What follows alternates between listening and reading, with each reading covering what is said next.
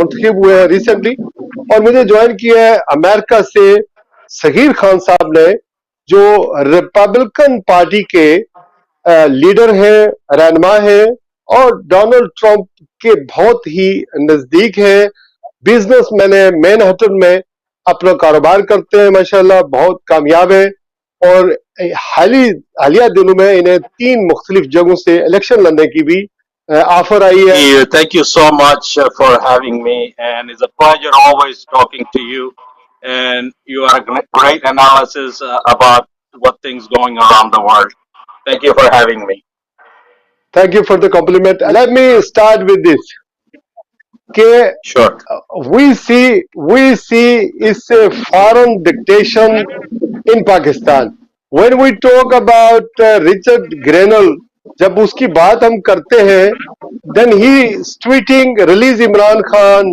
وہ جو کہتے ہیں نا, وہ جو عمران خان کا بیانیہ تھا, what was the statement about him, about Pakistan, اور سلوگن, اس کو بار بار یہ مطلب ری ٹویٹ کرتے ہیں. Then again the PTI lovers or Imran Khan lovers, they retweeting this. So I would like to ask, how does it work in America? Is it a lobbyist that they are working for Imran Khan? They hire it. کس طرح influence ہوتے ہیں جو Republican ہیں, جو senator ہیں, یا جو لوگ بیسیکلی ٹرمپ انتظامیہ کی بات کریں یا جو بائیڈن انتظامیہ کی بات کرتے ہیں, how does it work, the whole system of it? Thank you so much. I will explain you the background. Recently you were in New York and you were in Washington. You met a lot of people. How the system works in America, when person is trying to run for election, then there's a donation. There's a legal donation that we donate to the people. Then whoever donates a lot, he could get a lot of things. So second thing about Imran Khan and Richard Grenell is PTI hired lobbyists in New York, Washington, and also in Texas. So when those lobbyists go to elected official and they try to influence them, to hire a lobbyist is cost around $1 million. If you hire a lobbyist in Washington, D.C., is about around $1 million. So most likely Richard Grenell doesn't know anything about Pakistan.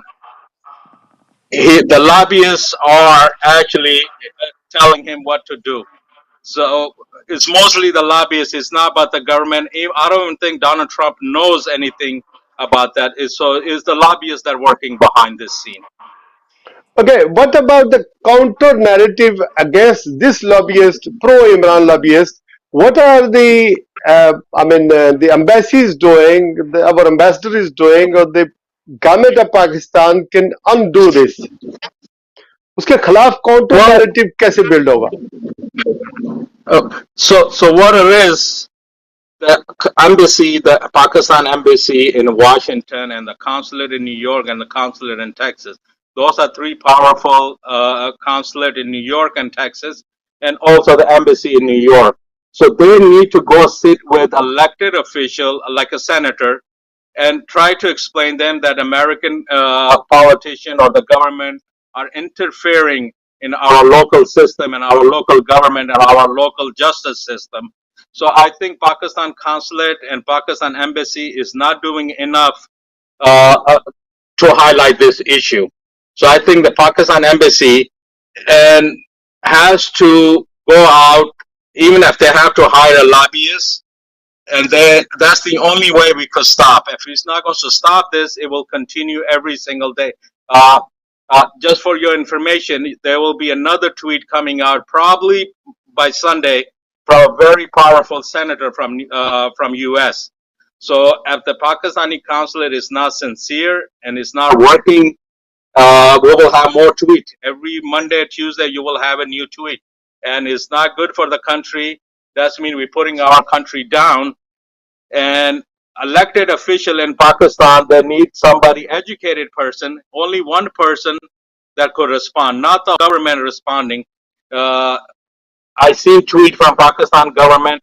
There's so many people tweeting, and some of them don't even know what they're talking about. So they have to have one elected official that could answer that to their tweet. But I think it's better that Pakistan embassy starts from here The best thing is to hire a lobbyist or set up a meeting with elected official and let's explain them our concern, because this is damaging our country and this is damaging the justice system in Pakistan. Does it really, we should bother about these tweets because they are not in the power. Richard Grenell is not at the power. They did not get office so far. It's just a tweet. So one narrative from the government of Pakistan is that we don't have a relationship such as on tweet. We don't take notice about the tweet. How worrying it is, the sanctions on ballistic missiles, and also hovering this is a direct interference from America in Pakistan. We should bother about this, or we should leave it in terms of general public? No, we should be concerned because it's not just Richard Grenell. You have elected a Congress member and elected senator are on the same page with Richard Grenell. That I mentioned before, you will have a tweet from elected, very powerful senator, probably by Sunday or Monday morning, to release Imran Khan. So it's not just Richard Grenell, it's going down the pipeline. So it's going higher up now because powerful senator, with Senator Roy, when they concern voice, it will affect.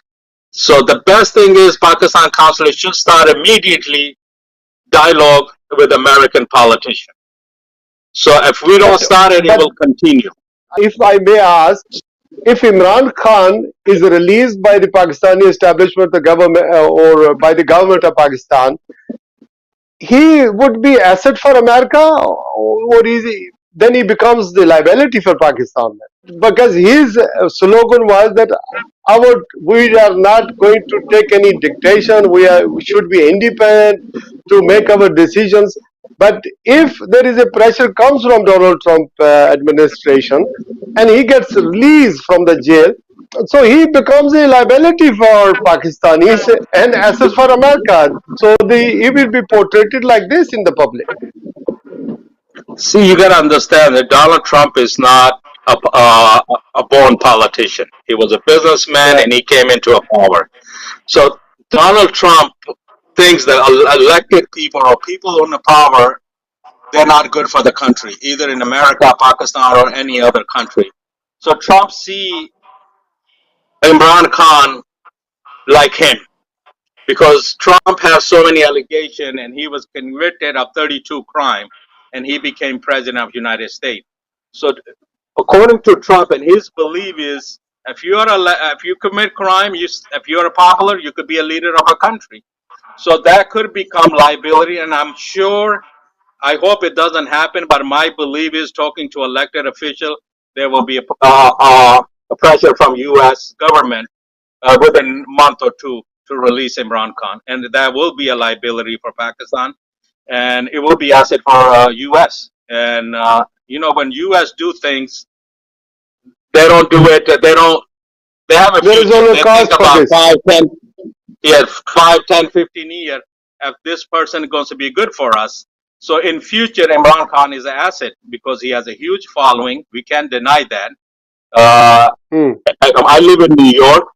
I will say 70% of Pakistani Kashmiri support Imran Khan. If you go to Texas, same margin of number, 70% plus. In Pakistan, he has a huge following. It will be a great liability for the country. So the reason that they put sanction on the missile technology is just to put pressure on Pakistan. And I think Pakistan government taking very lightly. They shouldn't take it lightly. They should consider very seriously. Okay, 2 more small questions. Number 1, are you going to attend the oath-taking ceremony which will be held in Washington on the 20th January of Donald Trump? Yes, I was invited and I am attending the ceremony, and I would love for you to come and attend that ceremony also with me, and I think it will be a great experience for you and for me also in American politics. It will be honored for me if it's possible. But one more thing, what is your status in terms of politics? I mean, you mentioned me during our conversation that you've been offered to stand as a congressman or senator or whatever, or become an MP or local level, what will be your next move in politics? Inshallah, God willing, I have 3 offers on the table. One is the city council, and the second is a state senator, and the third option is state assembly. So I'm still discussing this option with my friend and family, and someone like you, my brother, you could advise me what would be better for our people. And I believe state senate, that's what I'm considering, and I still didn't make my decision. I had this offer from for last 2 months, and I will decide by end of January, and inshallah I will run for election in New York State So for state senate. are you going to be from Queens, Manhattan, or Brooklyn? Queens. So what it is, actually my family and my friends, whole family are in Brooklyn. I live in Queens. So there's a special election next year in Queens. So that's why I believe that Queens would be better for me, because it's an open seat. Thank you very much, Sagir Khan Sahab. We will leave it there because I have many more guests in waiting, which will be talking the same. Sagir Sahab is also बहुत काम है कश्मीर के हवाले से, पाकिस्तान के हवाले से जब भी जरूरत पड़ती है तो he is always available. अपना एक मीटिंग छोड़कर मुझे उन्होंने ज्वाइन किया, अभी बहुत दिन है.